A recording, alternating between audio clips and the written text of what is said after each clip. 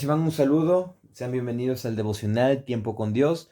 Hoy sábado 20 de enero lleva por título Un corazón receptor de gracia, estando en Marcos capítulo 7 versículos 24 al 37.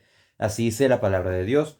Levantándose de allí, se fue a la región de Tiro y de Sidón, y entrando en una casa, no quiso que nadie lo supiese, pero no pudo esconderse, porque una mujer cuya hija tenía un espíritu inmundo, luego que oyó de él, vino y se mostró a sus pies.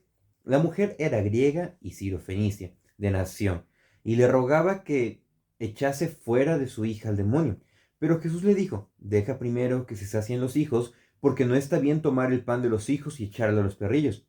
Respondiendo ella le dijo: sí, Señor, pero aún los perrillos debajo de la mesa comen de las migajas de los hijos. Entonces le dijo: por esta palabra, ven, el demonio ha salido de tu hija. Y cuando llegó ella a su casa, halló que el demonio había salido y a la hija acostada en cama. Volviendo a salir de la región de Tiro, vino por Sidón al mar de Galilea, pasando por la región de Decápolis.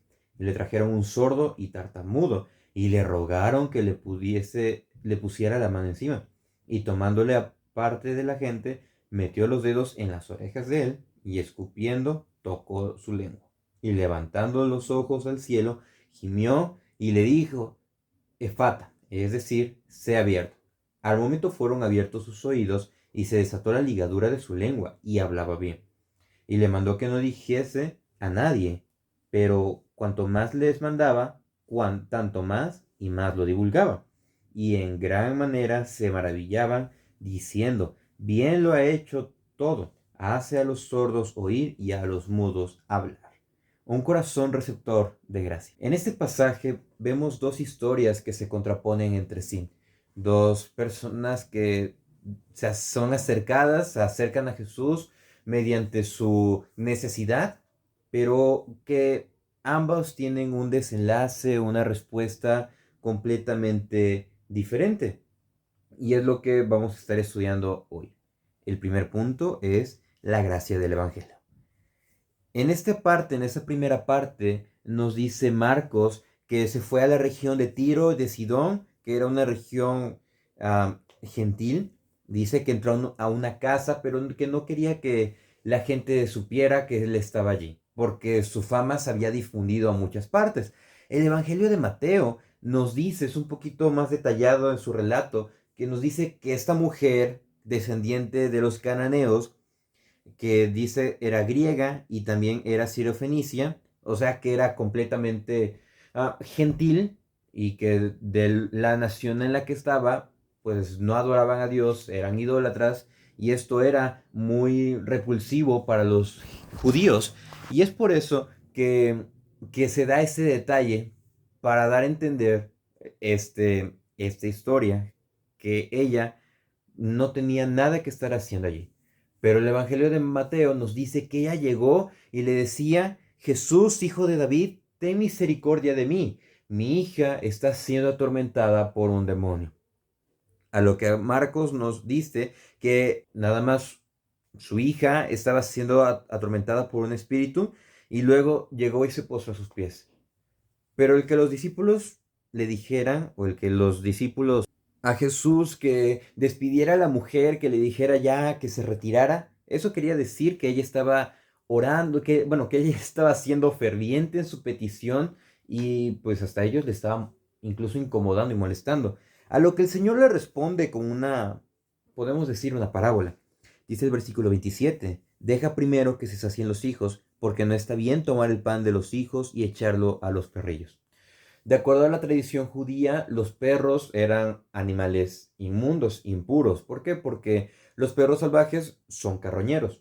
Entonces, de esta manera, está esa connotación de los perros. Pero también está la otra connotación, que es un perrito, un cachorrito, que es normalmente lo que nosotros conocemos como los perros domesticados, que luego tenemos como mascotas. Entonces, el Señor se estaba refiriendo a esa persona, le estaba refiriendo a los gentiles en general, como los perritos que están en casa. Le dice: el orden cuando se prepara la comida es que coman primero los hijos y después las mascotas. Entonces, no está bien dárselo primero a las mascotas, invertir el orden.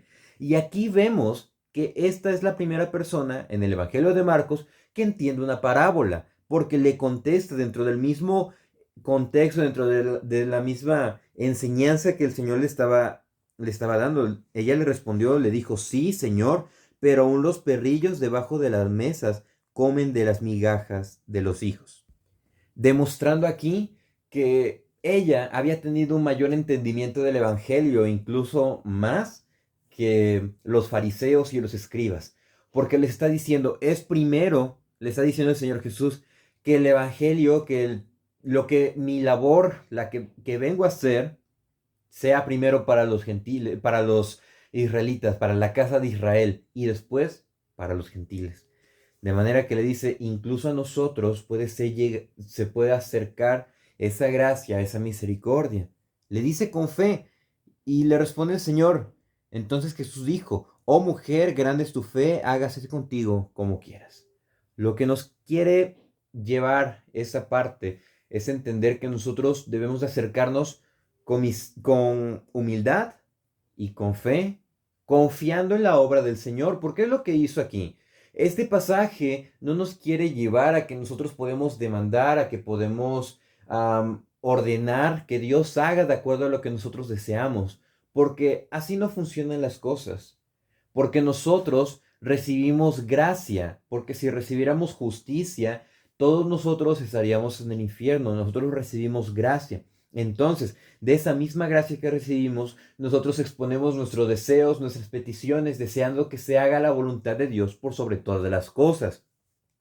Pero lo que se hace curioso en este pasaje es el trato áspero que tiene el Señor Jesús, porque incluso al momento de que la mujer sirofenicia estaba diciéndole al Señor que tuviera misericordia de ella, el Señor no le respondió. ¿Y por qué? Porque ahorita va a haber un contraste completamente distinto. Es el punto 2, compasión y misericordia. Después de que la mujer sirofenicia regresó a su casa y encontró que su hija estaba libre de aquel tormento que estaba siendo aquejada, que estaba endemoniada, dice que llegó a la región de Decápolis y le trajeron a él un sordo y tartamudo y le rogaron que le pusiera la mano encima, que lo sanara.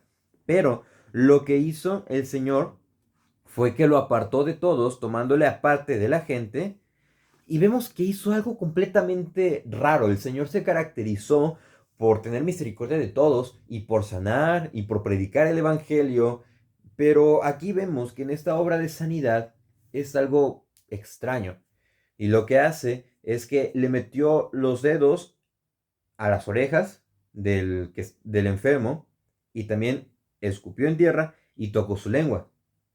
¿Pero por qué hizo esto? Porque el Señor tuvo misericordia de esta persona y le habló en su propio idioma. Es como si le hubiese hablado en lenguaje de señas y le hubiera dicho, tus oídos van a ser destapados y tu lengua va a ser suelta. Es en este momento en el que tiene esa misericordia y dice el texto que levantó sus ojos al cielo y gimió y dijo, Efata, es decir, sea abierto. Dice que al momento de que levanta los ojos al cielo, eso quiere decir o darlo a entender, el mismo lenguaje en señas a esa persona, que de donde recibía todo era de Dios. Y al momento de expresar esa misericordia, le dijo, sea abierto. Y al momento fueron abiertos sus oídos y se desató la ligadura de su lengua, y esta persona que no había hablado, hablaba. Entonces vemos la misericordia del Señor, incluso en esa parte cuando dice, y gimió, que en otra versión dice que suspiró. ¿A causa de qué suspiró? A causa de la condición en la que el pecado tiene a las personas. Porque había tenido que la condición de una madre que estaba en apuros, que estaba deseando que su hija fuese sana e imploró al Señor. Y había tenido este acercamiento con esta persona que pues estaba sordo y que estaba tartamudo. De esta manera el Señor expresó su grande misericordia y de esta manera muestra que cada uno de nosotros somos receptores de gracia, que somos receptores de bondad, que somos receptores de esa obra que el Señor hace en cada uno de nosotros. En el primer relato vimos un trato áspero, un trato diferente que le dice a aquella mujer, Es necesario primero a los de la casa de Israel y después a los gentiles. Pero la fe de la mujer fue la que propició que el Señor tuviera misericordia de ella. En ese segundo ejemplo vemos cómo pues, el sordo no hizo nada, no dijo nada, nada más la acercaron al Señor y el Señor lo sanó, demostrando que el Señor es misericordioso y que tiene un trato especial con cada uno de nosotros. Es por eso que no son buenas las comparaciones. Decimos, ¿por qué el Señor trata a esa persona de esa manera y no le pasa aquello? ¿O por qué le sucedió esto? ¿O por qué se le resolvió su problema muy favorable y muy pronto y mi problema todavía no funciona o todavía no se soluciona? En nuestra mentalidad lo planteamos de esa manera, pero lo que nos quiere mostrar el Señor es que Él tiene un trato, no tiene favoritos, tiene un trato con cada uno de nosotros para que podamos entender que nosotros necesitamos esa misericordia, tal como mi hermano la necesita, y que al momento de que la recibamos, la podamos compartir con otros y entender que la única obra perfecta la hace Dios. Y que no podemos llegar con demandas y decir es que yo necesito y que se va a hacer esto y ahora. No, no, no, no.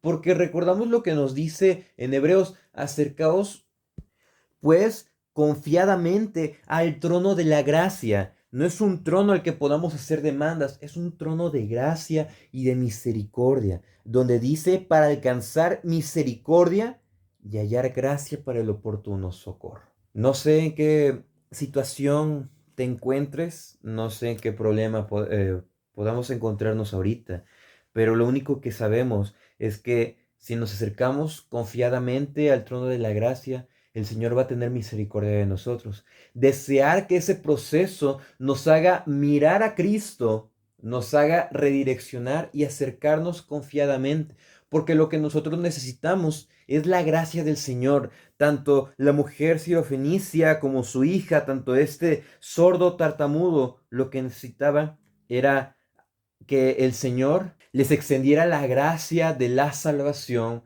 la gracia del Evangelio, tal como a nosotros se nos ha sido expuesto. De manera que, confiando en el Señor, deseamos que cada uno de nosotros podamos aplicar esta verdad bíblica y que podamos compartirla y a su vez confiar en el proceso en el que nos estemos encontrando. Muchas gracias por acompañarnos en este devocional Tiempo con Dios. Les invitamos a que podamos seguir todos los días, a que también puedan compartir este devocional. Gracias porque se han suscrito y que también inviten a otros a suscribirse. Con la ayuda del Señor, nos vemos mañana. Dios les bendiga.